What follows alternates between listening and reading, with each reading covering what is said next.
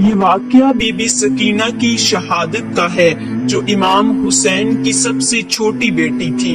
امام حسین ان کے بارے میں فرمایا کرتے تھے کہ سکینہ میری نمازوں اور سب کی دعاؤں کا نتیجہ ہے۔ بی بی سکینہ 20 رجب 56 ہجری میں اس دنیا میں تشریف لائیں۔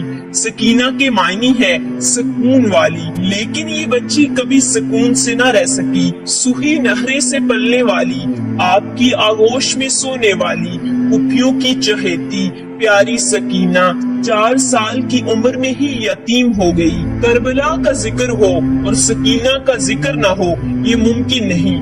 ہم لاکھوں سلام پیش کرتے ہیں اس معصوم سی چھوٹی سی بچی پر۔ 10 محرم کے دن بی بی سکینہ اپنے سے چھوٹے بچوں کو یہ کہہ کر دلاسا دیتی رہی کہ ابھی چچا جان پانی لے کر آئیں گے، لیکن اس چھوٹی سی بچی کو کیا خبر تھی ان کے چچا حضرت عباس آج نہر کے کنارے اپنے بازو کٹوا دیں گے۔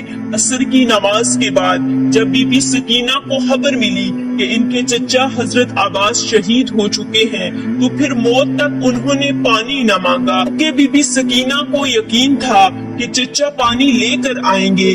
تاریخ گواہ ہے کہ حضرت عباس کی شہادت کے بعد حالات اور زیادہ بگڑ گئے۔ فریادیں بلند ہوئی لیکن بی بی سکینہ نے کوئی آہ نہ نکالی۔ جب 11 محرم 61 ہجری کو اہل بیت کو یزیدی فوج نے قید کر لیا اور بازاروں سے گزارا تو کہتے ہیں دیکھو یہ وہی لوگ ہیں جنہوں نے ہمارے آقا یزید کی مخالفت کی اور بغاوت کی۔ اس قید میں سب سے زیادہ تکلیف اس معصوم کو ہوئی۔ کربلا سے کوفہ، کوفہ سے شام اور پھر زندانی شام کے قید خانے میں بی بی سکینہ نے اذیتیں برداشت کی اور قید خانے میں بند رہی۔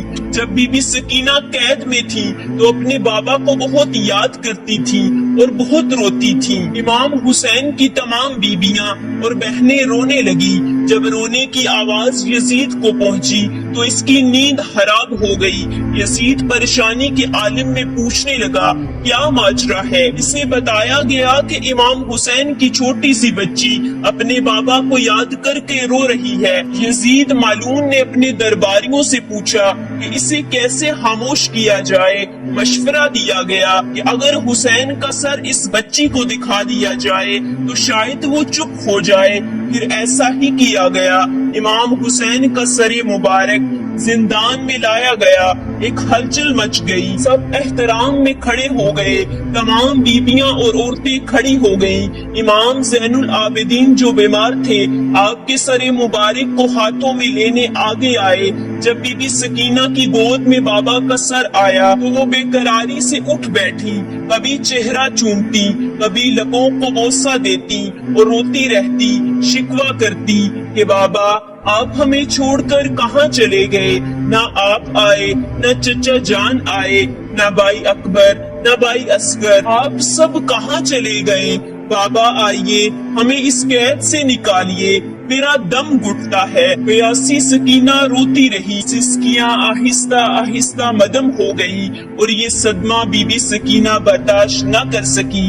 آخرکار خاموشی چھا گئی، یعنی بی بی سکینہ کی روح جنت الفردوس کی طرف روانہ ہو گئی اور بلند آواز میں سب کہنے لگے انا للہ و انا الیہ راجعون۔ اور شام میں یزید کے محل کے قید خانے میں اس معصوم بچی کو دفن کر دیا گیا۔ اللہ اللہ، کیا دردناک منظر ہوگا جب یہ چھوٹی سی بچی اپنے بابا کے لیے تڑپ رہی تھی اور جب اس بچی کے سامنے اس کے بابا کا کٹا ہوا سر لایا گیا تو اس کے دل پر کیا گزری ہوگی، کیسا درد، کیسی اذیت۔ ایک 4 سال کی بچی یہ صدمہ برداشت نہ کر سکی اور اس کی روح پرواز کر گئی۔